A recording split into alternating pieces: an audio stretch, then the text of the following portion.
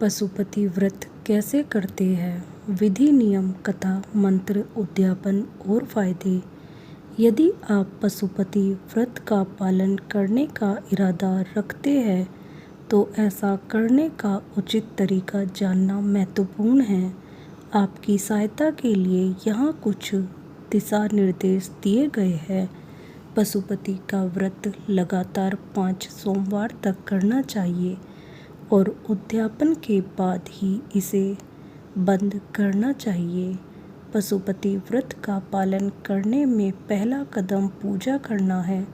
सोमवार के दिन सुबह स्नान कर स्वच्छ वस्त्र धारण कर पूजा की थाली और कलश लेकर मंदिर जाए। थाली में चावल, लाल चंदन, फूल, प्रसाद, बेलपत्र और पंचामृत जरूर रखें। इन वस्तुओं को चढ़ाने के बाद आप कलश के जल से भोलेनाथ का अभिषेक कर सकते हैं। अभिषेक के बाद दीपक जलाएं, भोग लगाएं और भोलेनाथ की आरती करें। आप पूजा के बाद अपने सुबह के भोजन में फल और मिठाई का सेवन कर सकते हैं। शाम को वही थाली मंदिर ले जाएं, साथ में 6 दीपक और घर से खाने के लिए कुछ मीठा भी ले जाए। मंदिर में घर का बना भोग लगाते हुए 6 में से 5 दीपक जलाए, 2/3 भोग मंदिर में चढ़ाए और 1/3 घर में वापस लाए। पूजा करते समय भोलेनाथ से अपनी मनोकामना व्यक्त करें और उनका आशीर्वाद मांगे। घर में प्रवेश करने से पहले दरवाजे पर दीपक जलाएं और भोलेनाथ का स्मरण करें। इसके बाद ही घर में प्रवेश करना चाहिए। पशुपति व्रत के नियम। भगवान शिव के पशुपति व्रत के अपने अनोखे नियम और तरीके हैं जिनका भक्तों को पालन करना चाहिए। इस लोकप्रिय उपवास को शुरू करने से पहले इन दिशा निर्देशों को समझना आवश्यक है। भक्तों को ब्रह्म मुहूर्त के दौरान उठने और स्नान करने के साथ साथ साफ कपड़े पहनने के महत्व को याद रखना चाहिए। इस व्रत के महत्वपूर्ण नियमों में से एक भगवान शिव को 5 दीपक जलाना है, जिन्हें इस प्रथा के कारण पंचानंद भी कहा जाता है। इसके अलावा इस व्रत को 5 सोमवार रखने की प्रथा है, जिसके दौरान भक्तों को मंदिर में जाकर भगवान शिव की पूजा और अभिषेक करना चाहिए। मन और मुख दोनों से श्री शिवाय नमस्तुभ्यं का निरंतर जाप करने की सलाह दी जाती है।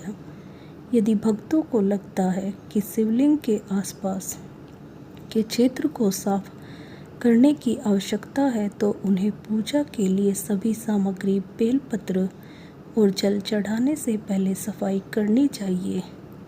भोलेनाथ को चढ़ाने के लिए थाली में रोली, चावल, फूल, फल, बेलपत्र और प्रसाद जैसी चीज़ें लाने की सलाह दी जाती है। पशुपति व्रत कथा। शिव महापुराण और रुद्र पुराण में कई बार वर्णन आता है कि जो भक्त पशुपतिनाथ जी की कथा का श्रवण करता है, श्रवण मात्र से उसके सारे पापों का अंत हो जाता है, उसे असीम आनंद की प्राप्ति होती है और वह शिव का अत्यधिक प्रिय बन जाता है। एक समय की बात है जब शिव चिंकारा का रूप धारण कर निद्रा ध्यान में मग्न थे। उसी वक्त देवी देवताओं पर भारी विपत्ति आन पड़ी और दानव और राक्षसों ने तीनों लोक में स्वर्ग में त्राही त्राही मचा दी। तब देवताओं को भी यह स्मरण था कि समस्या का निदान केवल शंकर ही कर सकते हैं। इसलिए वह शिव को वाराणसी वापस ले जाने के प्रयत्न करने के लिए शिव के पास गए, परंतु जब शिव ने सभी देवी देवताओं को उनकी ओर आते हुए देखा तो शिव ने नदी में छलांग लगा दी। छलांग इतनी तीव्र थी कि उनके सिंह के 4 टुकड़े हो गए। इसके पश्चात भगवान पशुपति चतुर्मुख लिंग के रूप में प्रकट हुए और तभी से पशुपतिनाथ जी की पूजा और व्रत करने का विधान आया। पशुपतिनाथ का मंत्र क्या है? सारा दिन मन ही मन भगवान शिव के इन मंत्रों का जाप करते रहे। ओम नमः शिवाय, नमो नीलकंठाय, ओम पार्वती पताय नमो। ओम ह्रीं ह्रौं नमः शिवाय। ओम नमो भगवते दक्षिणामूर्ते महां मेधां प्रेक्षं स्वाहा। पशुपति व्रत की उद्यापन विधि। पशुपतिनाथ व्रत के उद्यापन को महत्वपूर्ण माना जाता है। इस व्रत में भाग लेने के लिए व्यक्ति को 5 सोमवार का व्रत अवश्य करना चाहिए। छठे सोमवार की शाम को मंदिर में भोलेनाथ को विभिन्न वस्तुओं जैसे चावल, मखाना, मूंग और बिल्वपत्र को 108 की मात्रा में चढ़ाना चाहिए। साथ ही प्रसाद के रूप में नारियल और दक्षिणा अवश्य अर्पित करें। अंत में भोलेनाथ से अपनी इच्छा दोहराए, क्योंकि भगवान सच्चे मन से सच्ची पूजा को स्वीकार करते हैं। अंत में पशुपति व्रत का महत्व भक्तों के मन और शरीर को शुद्ध करने और उन्हें आध्यात्मिक विकास प्राप्त करने में मदद करने की क्षमता में निहित है। यह एक ऐसा समय है जब लोग अपने जीवन पर चिंतन कर सकते हैं और अपने व्यवहार और आदतों में सकारात्मक बदलाव ला सकते हैं। पशुपति व्रत से जुड़े अनुष्ठानों और रीति रिवाजों के माध्यम से भक्त भगवान शिव के प्रति अपनी भक्ति और प्रतिबद्धता प्रदर्शित करते हैं।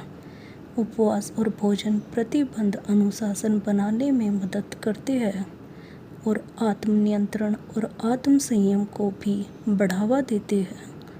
कुल मिलाकर पशुपति व्रत आत्मनिरीक्षण, प्रार्थना और आध्यात्मिक विकास का समय है। यह भक्तों को अपने भीतर से जुड़ने और परमात्मा का आशीर्वाद लेने का अवसर प्रदान करता है। इस व्रत को करने से व्यक्ति शांति और संतोष की भावना का अनुभव कर सकता है और भगवान शिव की दिव्य शक्ति में अपना विश्वास मजबूत कर सकता है। भगवान पशुपति व्रत के फायदे। माना जाता है कि पशुपति व्रत अभ्यासी को भगवान शिव से जुड़ने में मदद करता है।